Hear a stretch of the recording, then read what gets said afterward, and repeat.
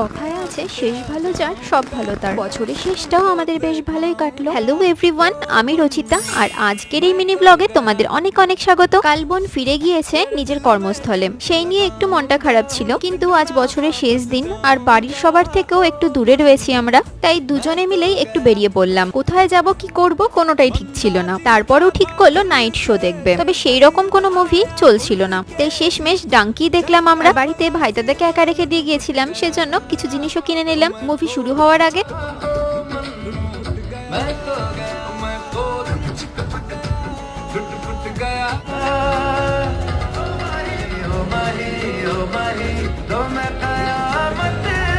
এখন সময় প্রায় 2টো পার হয়ে গিয়েছে। বাইরে অস্বাভাবিক ঠান্ডা দেখে বুঝতেই পারছো কি পরিমাণে কুয়াশা পড়েছে। বাড়ি যেতে যেতে পুরো ঠান্ডায় জমে গিয়েছি।